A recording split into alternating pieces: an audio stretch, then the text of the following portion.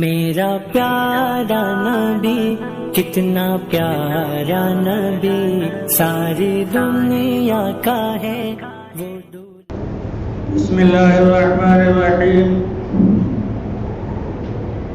آج 21ویں پارے کی شروع کی آیت کا ترجمہ ہوگا، جس میں اللہ رب العزت نے دو چیزوں کا خاص طور سے حکم فرمایا ہے۔ ایک قرآن پاک کی تلاوت کرنے کا اور دوسرے نماز کے قائم کرنے کا۔ جس وقت میں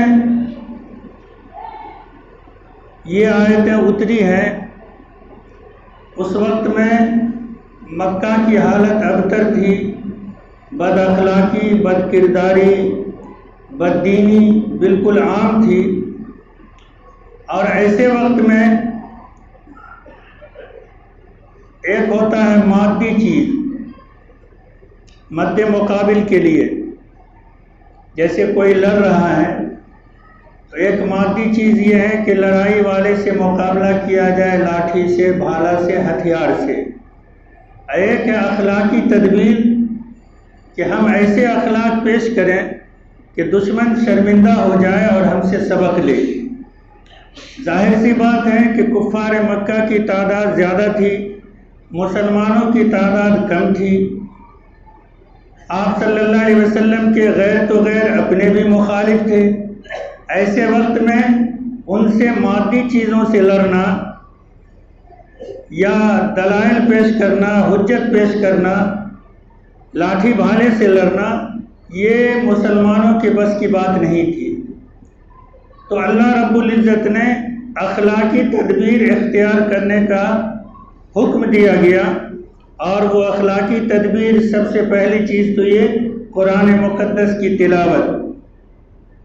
قرآن مقدس کا جو اسلوب ہے، جو انداز بیان ہے، وہ اور کسی کتاب کو نصیب نہیں ہے۔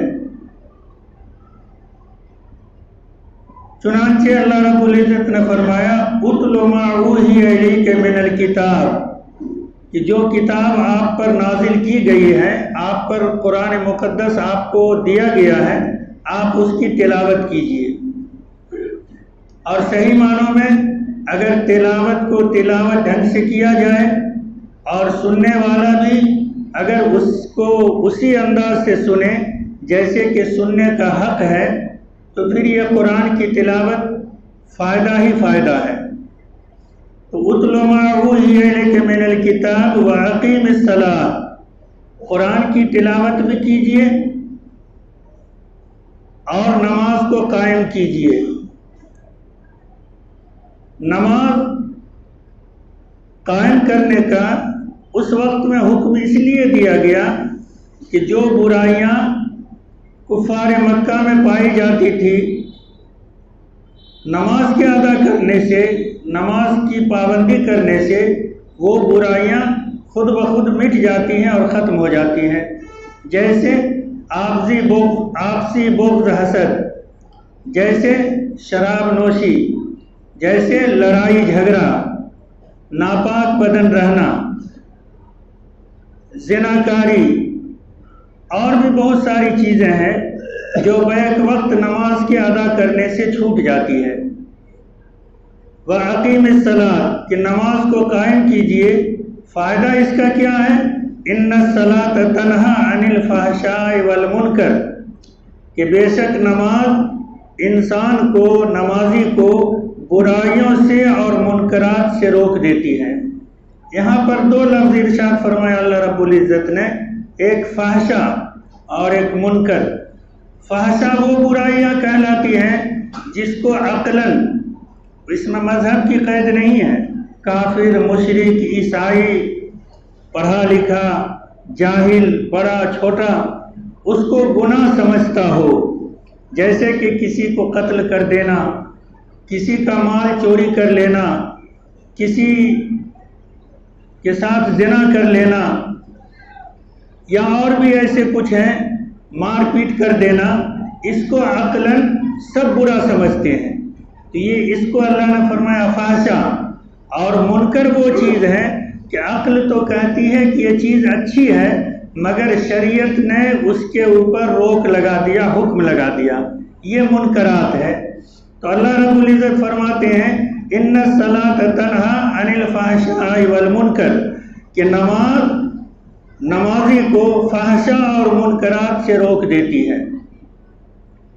اس وقت میں یہی ایک سب سے بہترین تدبیر تھی کہ ایک اللہ لا الہ الا اللہ محمد رسول اللہ کا اعلان کیا جا رہا تھا، اس کے ثبوت کے لیے نماز سے بڑھ کر کوئی عبادت نہیں تھی۔ اور فحشاء اور منکر نمازی کو برائیوں سے روک دیتی ہے۔ اس کا تجربہ ہے کہ کوئی نہیں جان رہا ہے، لیکن جو نماز پڑھنے آ رہا ہے اس کو خوب پتہ ہے کہ اس کا بدن ناپاک ہے، ظاہر طور پر وہ بدن پاک کر کے آئے گا۔ ایسا ہو ہی نہیں سکتا ہے کہ کوئی اگر نہیں جانے تو وہ ناپاک بدن بھی پڑھ لے گا۔ یا نماز میں مشغول ہے، وضو ٹوٹ جائے، کوئی جانے یا نہ جانے وہ نماز توڑ کر پہلے وضو بنائے گا۔ وہ نماز پڑھنے آ رہا ہے تو کپڑے کو پاک رکھے گا۔ وہ نماز پڑھنے آ رہا ہے تو جس کو ہم اپنے دروازے پہ کرسی بھی نہیں بڑھا سکتے، جس کو جو میرے بغل میں بیٹھنا چاہے تو اس کو تھوڑا دور بٹھلاتے ہیں، مگر مسجد میں آنے کے بعد نماز سے اگر کوئی مجھ سے دور بھی کھڑا ہو رہا ہے تو ہاتھ پکڑ کے اس کو قریب کر لیتے ہیں۔ یہ سب نماز کا فائدہ ہے۔ نماز میں ظاہری طور پر دیکھیے شراب پی کے انسان نہیں آئے گا، چوری کر کے نہیں آئے گا، نماز پڑھنے آئے گا، جھوٹ نہیں بولے گا۔ تو اللہ رب العزت فرماتے ہیں کہ ان الصلاۃ تنہا عن الفحشاء والمنکر، کہ نماز انسان کو فحشاء سے اور منکرات سے روک دیتی ہے۔ اب آپ ایک سوال کر سکتے ہیں کہ بہت سارے لوگ ایسے ہیں جو نماز پڑھتے بھی ہیں لیکن ان سے گناہ صادر ہوتا ہے۔ باریکی اعتبار سے یہ ہے کہ نماز روکتی ہے، رکنے والا بھی تو چاہیے۔ نماز کا کام ہے کہ یہ کام نہیں کرو، لیکن اس کو سن کے رکنے والا بھی تو چاہیے۔ ایک انسان ہے کمزوری کی شکایت کرتا ہے کہ میرے بدن میں کمزوری ہے، طاقت نہیں ملتی ہے۔ ہر شخص اس کو کہے گا کہ اچھی سے اچھی غذا کھاؤ، لیکن وہ غذا بھی کھاتا ہے، کچھ ہی دیر کے بعد الٹی اور قے کر دیتا ہے اور کرتا ہی رہتا ہے۔ ہو ہی نہیں سکتا کہ وہ غذا اس کے بدن میں سٹ کر جائے یا اس کا جسم طاقتور بن جائے۔ ایسے ہی ہے کہ نماز تو برائیوں سے روکنے کے لیے ہی ہے، لیکن رکنے والا بھی تو چاہیے کہ ہم نماز پڑھیں گے۔ ایک نماز تو پڑھا ہے اور پھر آگے نماز پڑھنی ہے، ہم کو یہ کام نہیں کرنا ہے، تو نماز کا اس میں قصور نہیں ہے۔ اور پھر نماز بھی ہونی چاہیے۔ نماز کے بارے میں بہت سارے مسئلے ایسے ہیں کہ انسان کو پتہ نہیں چل پاتا اور اس کی نماز نہیں ہوتی۔ جیسے ایک انسان آ رہا ہے دورہ، تیز قدم آ رہا ہے اور امام رکوع میں گیا، وہ جلدی آ رہا ہے اور امام رکوع میں ہے، وہ سوچتا ہے کہ ایک رکعت چھوٹ جائے گی تو 1-2 منٹ ہم مسجد سے دیر سے نکلیں گے۔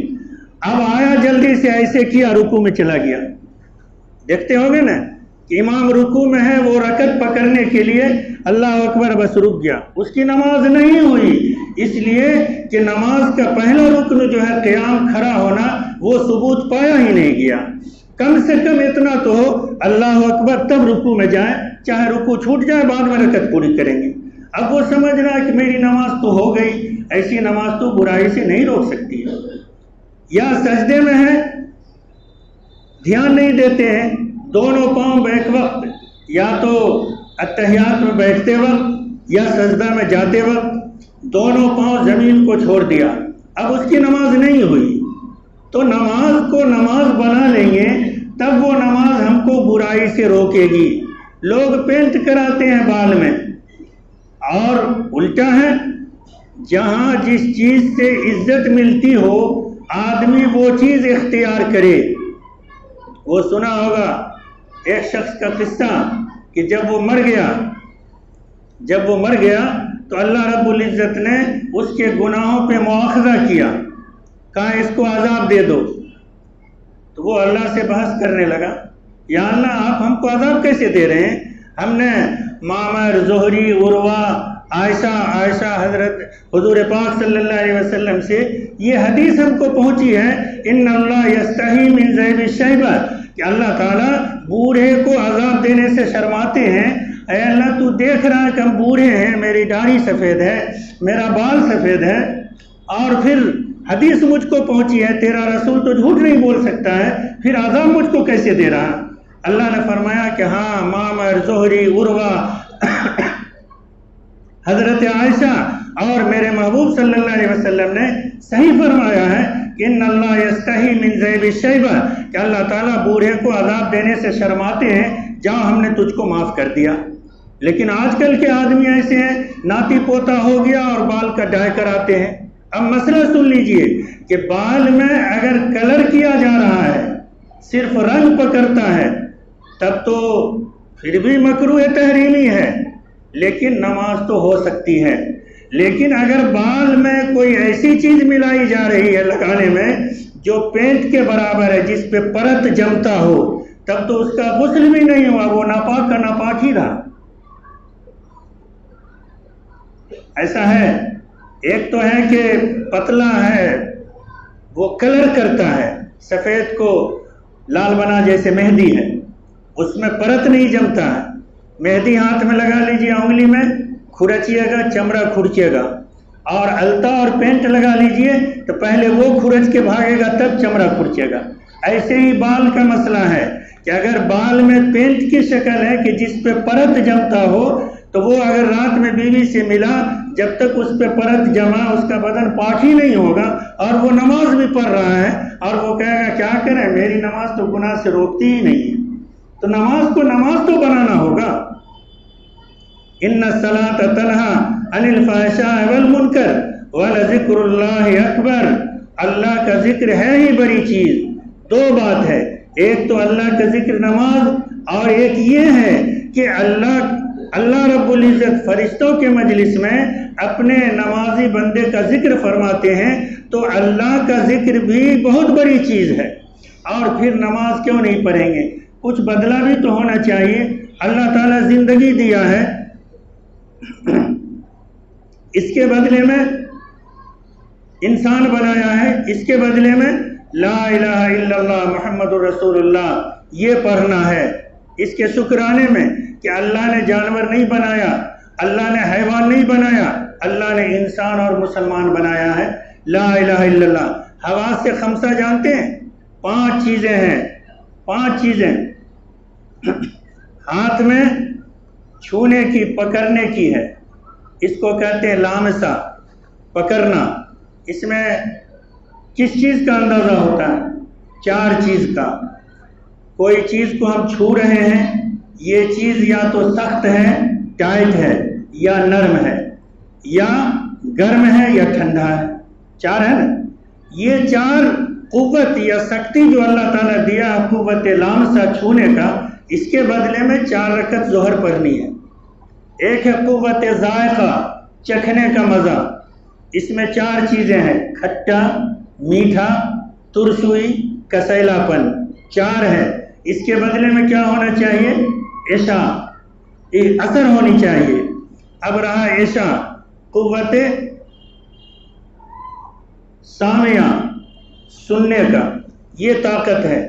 آگے سے بول رہا ہے، پیچھے سے بول رہا ہے، دائیں بائیں سے، چاروں طرف سے، یہ قوت جو اللہ تعالیٰ دیا ہے، تو اس کے بدلے میں ہمیں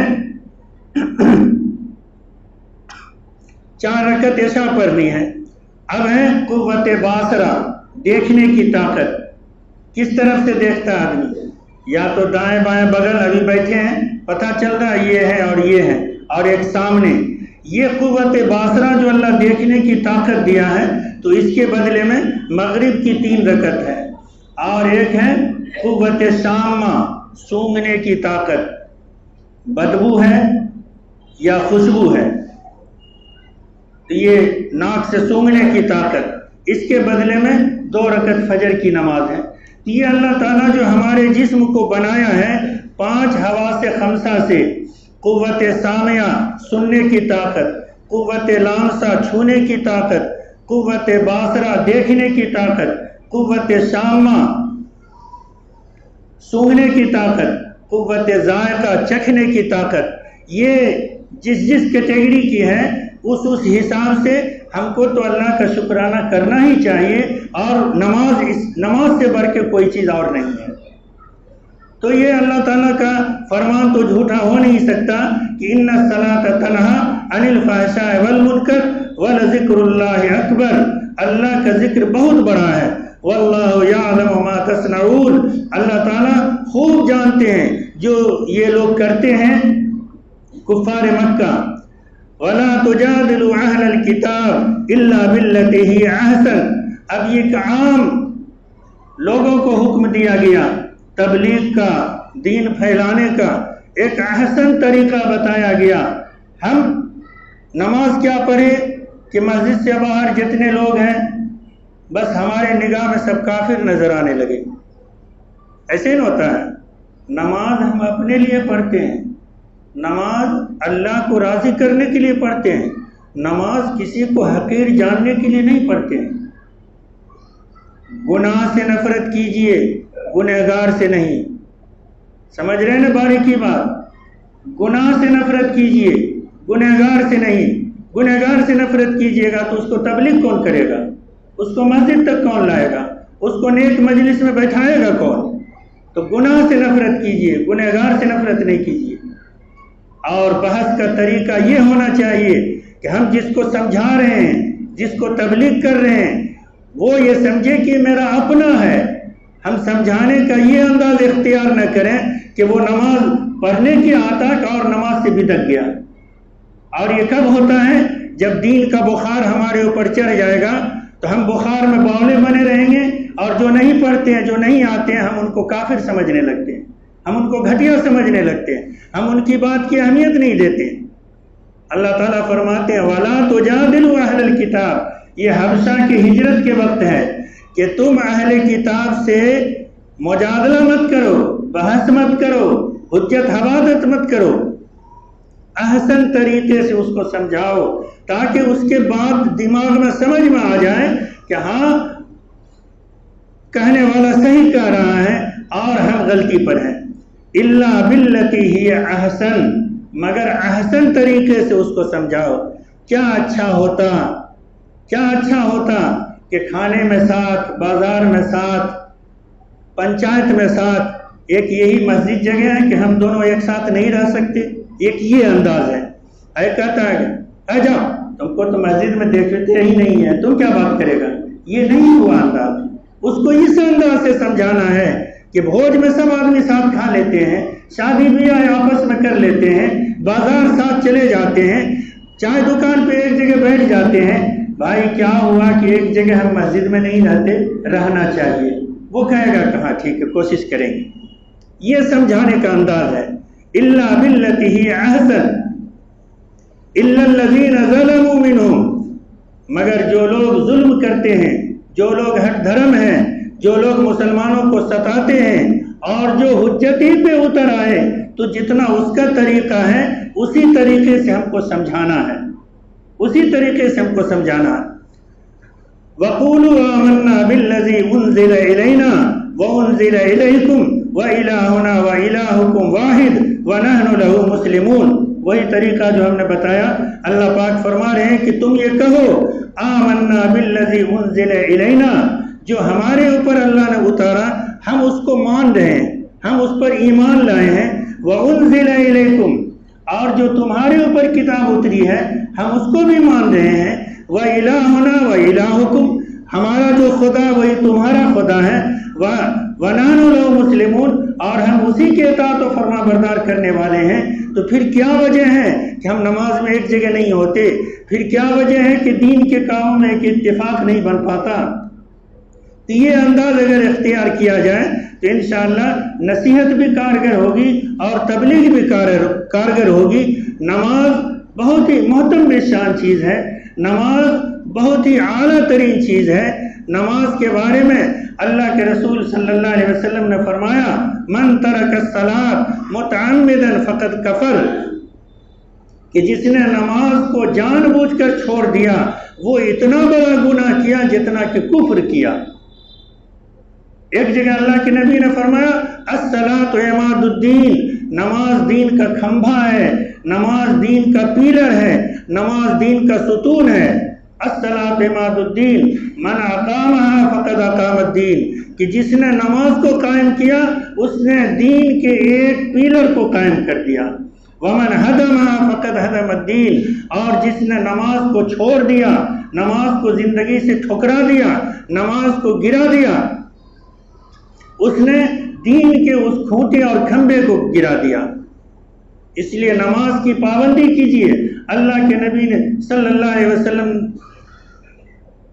نے فرمایا کہ ان امتی یدعون یوم القیامہ غرا محجلین من آثار الوضوء۔ اللہ کے نبی صلی اللہ علیہ وسلم سے صحابہ نے پوچھا اے اللہ کے رسول صلی اللہ علیہ وسلم، آپ قیامت میں اپنی امت کی سفارش کریں گے، آپ اپنی امت کی بخشش کروائیں گے، جبکہ آدم علیہ السلام سے لے کر رہتی دنیا تک کروڑوں اربوں انسان ہوں گے قیامت کے میدان میں، آپ اپنی امت کو پہچانیں گے کیسے؟ آپ کے پاس کیا ثبوت ہوگا کہ یہ میری امت ہے، اس کو بخش دیا جائے؟ اللہ کے نبی صلی اللہ علیہ وسلم نے صحابہ کرام کو ایک مثال دے کر فرمایا کہ ایک گھوڑے کی منڈی ہو، گھوڑا بک رہا ہو، سارے گھوڑے ایک قسم کے ہو، چاہے گولا ہو یا سفید ہو، لیکن کچھ گھوڑا ایسا ہو کہ جو چتکبرا قسم کا ہو، کہ کہیں پہ گولا، کہیں پہ اجلا، کہیں پہ کالا، ایسا بھی گھوڑا ہوتا ہے کہ نہیں؟ دیکھا چتکبرا گھوڑا؟ تو اللہ کے نبی نے فرمایا کہ بھلا بتاؤ کہ جب اس منڈی میں مالک جائے گا تو اپنے چتکبرے پن کی وجہ سے اپنے گھوڑے کو آسانی سے پہچان لے گا۔ صحابہ نے کہا جی اللہ کے رسول، وہ چتکبرے پن کی وجہ سے کہیں گولا کہیں اجلا وہ پہچان لے گا۔ اللہ کے نبی نے فرمایا ان امتی یدعون یوم القیامہ، کہ میری امت قیامت کے میدان میں جب آئے گی غرم محجلین من آثار الوضوء، وضو میں بدن کے جس حصے کو میری امت دھوتی ہے وہ قیامت کے میدان میں چمکتا ہوا ہوگا، میں اسی سے پہچان لوں گا کہ یہ میری امت ہے۔ اب جو لوگ مسجد نہیں آتے ہیں وہ اپنے آپ کو سوچ لیں کہ قیامت کے میدان میں اللہ کے نبی صلی اللہ علیہ وسلم کے سامنے ہم اپنے نشان اور پہچان کو باقی رکھ رہے ہیں یا اپنے پہچان کو ہم کھو رہے ہیں؟ کیا ہم کو اللہ کے نبی کی شفاعت کی ضرورت نہیں ہے؟ کیا بخشش کی ضرورت نہیں ہے؟ کیا پہچان کی ضرورت نہیں ہے؟ تو پھر کیا وجہ ہے کہ مسجد سے دور ہیں؟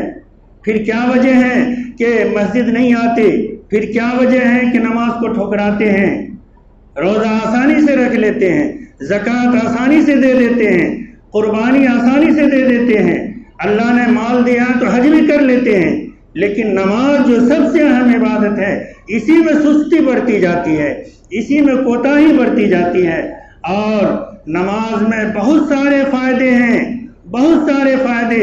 ہر مسلمان کی یہ خواہش ہوگی کہ موت کے وقت جس ایمان پہ پوری زندگی گزری ہے، موت کے وقت اس ایمان کے ساتھ ہم جائیں، ہے نا؟ سب کی خواہش، سب کی یہ خواہش ہونی چاہیے۔ نماز کا فائدہ یہ ہے، اللہ کے نبی صلی اللہ علیہ وسلم نے فرمایا کہ مرنے والے کو موت کے وقت میں اگر ہاتھ میں تلوار دے دی جائے تو وہ اپنے آپ کو اتنی پریشانی میں رہتا ہے کہ سامنے بیٹھنے والوں کو وہ قتل کر دے گا۔ ایسی حالت میں نہ بیٹا، نہ بیٹی، نہ بیوی، نہ بچے، نہ رشتہ دار کوئی یاد نہیں آتے ہیں، ہوش حواس ہے، سن بھی رہا ہے، سکت ختم ہو جاتی ہے، آنکھ سے آنسو ڈبڈبا رہا ہے، سارے لوگ سامنے ہوتے ہیں، بے چینی ہے، کرا رہا ہے۔ لیکن اگر وہ خوش قسمت مرنے والا نمازی ہوگا، نماز سے محبت کرنے والا ہوگا، سب سے بڑا فائدہ یہ ہے کہ اس نمازی کا نماز کو لے کر جو فرشتہ آسمان پر روزانہ جاتا ہوگا وہ فرشتہ موت کے وقت اس کے کان میں کلمہ یاد دلائے گا۔ یہ سب سے بڑا فائدہ ہے۔ اس لیے توبہ کیجئے، نماز پڑھیے، مسجد کو آباد کیجئے. آج یہ جمعہ ہے، یہ بھی نماز فرض ہے، لیکن 5 وقت کی نماز بھی فرض ہے. یہ ظہر کے عوض میں ہے. ہم کیوں آئے جمعہ میں؟ صحیح پوچھیے، آپ برا نہ مانیں کہ 5 وقتی کی طرح ہم جمعہ میں بھی نہیں آتے. تھوڑی شرم آتی ہے کہ لوگ کیا کہیں گے کہ جاؤ تم جمعہ بھی نہیں پڑھتا، اس بنا پر چلے آتے ہیں. ورنہ جیسے آج جمعہ فرض ہے، روزانہ 5 وقت نماز فرض ہے. آئیے گا نا انشاءاللہ؟ کہاں کہے کچھ لوگ؟ کہیے انشاءاللہ کہیے. یہ افسوس کی بات ہے، افسوس کی بات ہے. اللہ کا پاک گھر ہے، مسجد ہے، جس کا لوگ واسطہ دیتے ہیں سچ جھوٹ میں بھی، بہت ساری چیزوں میں. ہر جگہ آدمی غلطی کر لے گا، مسجد میں نہیں کرتا ہے. اتنا پاک اور محترم جگہ ہے، اور پھر اس جگہ سے ایک ایمان والا دور بھاگے، یہ ایمان برداشت نہیں کر پائے گا. اس لیے اللہ سے دعا کیجئے کہ اللہ تعالی ہم سب کو مسجد آنے کی توفیق عطا فرمائے. اللہ تعالی ہم سب کو ہمیشہ کے لیے سچا پکا نمازی بنا دے. آمین. نبی کتنا پیارا نبی، ساری دنیا